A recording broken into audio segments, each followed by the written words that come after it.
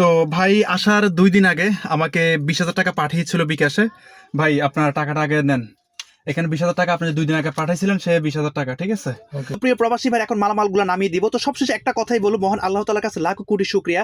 সে Dhaka airport থেকে Saudi আরব আবুধাবির প্রবাসী ভাইকে নিয়ে চলে আসলাম নোয়াখালী লক্ষ্মীপুরে।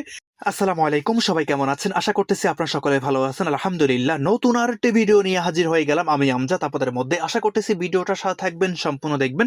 ইতিমধ্যে দেখতে পারতেছেন আমি প্রবাস করতেছি ঢাকা হযরত শাহজালাল আন্তর্জাতিক বিমানবন্দরে। তো আজকে আমার এক সৌদি আরব আবুধাবি প্রবাসী ভাই ল্যান্ড করে এখন 2 নম্বর টার্মিনালে দাঁড়িয়ে আমাকে ফোন করে বললো যে আমজাদ ভাই, আমি 2 নম্বর টার্মিনাল দিয়ে বের হচ্ছি, আপনি তাড়াতাড়ি করে গাড়িটা নিয়ে চলে আসেন। ভাইয়ের ফোনটা পেয়ে চট করে গাড়িটা সোজা টান দিয়ে চলে আসলাম 2 নম্বর টার্মিনালের ভিতরে। তো গাড়িটা এক পর্যায়ে সাইড করার পর গাড়ি থেকে নেমে এক পর্যায়ে প্রবাসী ভাইকে খুঁজতে লাগলাম। খুঁজতে খুঁজতে দেখতে পারতেছি ওই সে আমার কাঙ্ক্ষিত প্রবাসী ভাই দাঁড়িয়ে আছে। আসসালামু আলাইকুম, কি অবস্থা আপনার? আপনি খুঁজতেছেন নাকি? আলহামদুলিল্লাহ ভাই, আমি আপনার এই মাথায় ওই মাথা খুঁজতেছি। ইতিমধ্যে আপনারা যাকে দেখতে পেয়েছেন উনি সে আজকের কাঙ্ক্ষিত আমার সৌদি আরব আবুধাবি প্রবাসী ভাই। ভাইয়ের সাথে আমার আগে থেকে কোনো পরিচয় নেই, জাস্ট ভিডিওর মাধ্যমে বিগত 25 দিন আগে ভাই আমার সাথে মেসেঞ্জারের মাধ্যমে যোগাযোগ করে কনফার্ম হয়। আজকে ফাইনালি 25 দিন পর ভাই বাংলাদেশে আসে। তো ভাইয়ের যে মালামালগুলো ছিল দেখতে পাচ্ছেন, এখন নিজ দায়িত্বে এক এক করে সেটিং করে ফেলতেছিলাম। আর এখন ভোরবেলা এত পরিমাণ গ্যাদারিং এয়ারপোর্টের ভিতরে তা বলার বাইরে। ভাইকে বললাম ভাই তাড়াতাড়ি করে গাড়িতে উঠে যান। কেমন আছে আমজাদ? তো কি অবস্থা আপনার ভাই? আলহামদুলিল্লাহ আছি ভালো। বরাবর টাইমে পৌঁছেছে নিউজ বাংলা, মোটামুটি সার্ভিস যে টাইম সেখান থেকে বলছে এই টাইমে উড়েছে, এই টাইমে নামাইছে। হয়তো ভিতরে ছোটোখাটো কিছু কাজ থাকে, এগুলো সম্পূর্ণ করতে সর্বোচ্চ আধা ঘন্টা 1 ঘন্টার ভিতরে। ল্যান্ড করছেন কটার দিকে আপনি? ল্যান্ড করছি 4:20 মিনিটে। 4:20 মিনিট, আর এখন বেলা বাজে প্রায় 5:30। ইনশাল্লাহ। আচ্ছা, কত বছর পরে আসলেন? না ইনশাল্লাহ, আমি তো আমার নিজের কাজ তো ওখানে, আমি 9 মাস পরে আসলাম।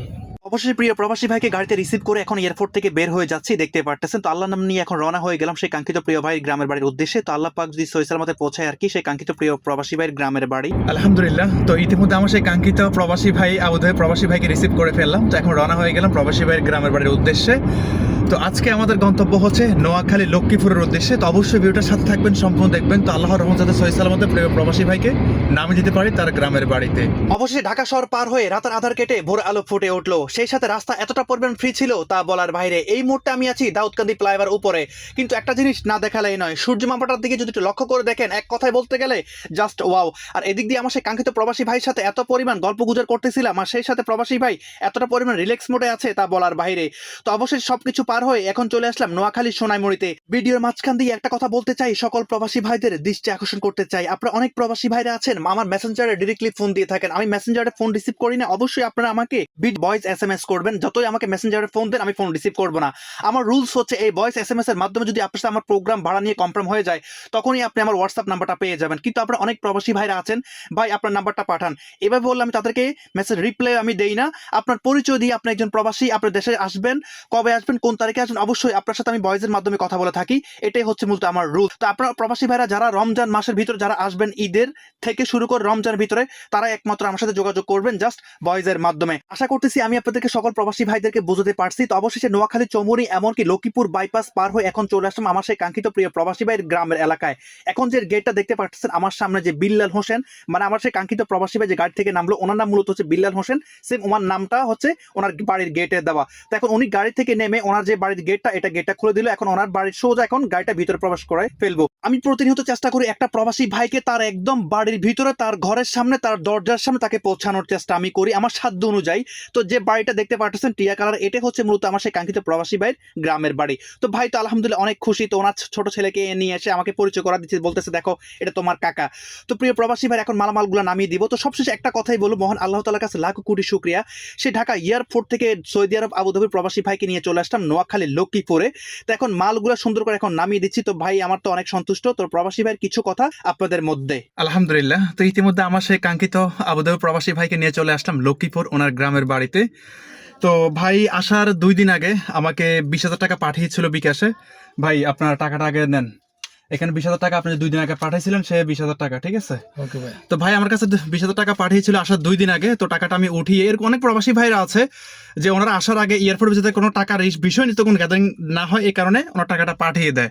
অনেকে পাঠায়, অনেকে পাঠায় না। তো ভাই ঢাকা এয়ারপোর্ট থেকে আপনার বাড়ি পর্যন্ত আসছেন জাস্ট আপনার তো আগে থেকে কোনো পরিচয় নাই ভিডিওর মাধ্যমে, এই জি। পর্যন্ত কোনো সমস্যা ফেস করছেন কিনা আমাদের না, প্রবাসী না, ভাইদের না, উদ্দেশ্যে না, কিছু বলেন। না, আমি কোনো সমস্যা ফেস করি নাই। আপনারা আশা করি আমজাদ ভাইয়ের সাথে কন্ট্যাক্ট করবেন, আমজাদ ভাইয়ের সাথে সফর করবেন, ইনশাল্লাহ আমজাদ ভাইয়ের কন্ট্রাক্ট আমজাদ ভাইয়ের সাথে সফর আশা করি ভালো পাইবেন।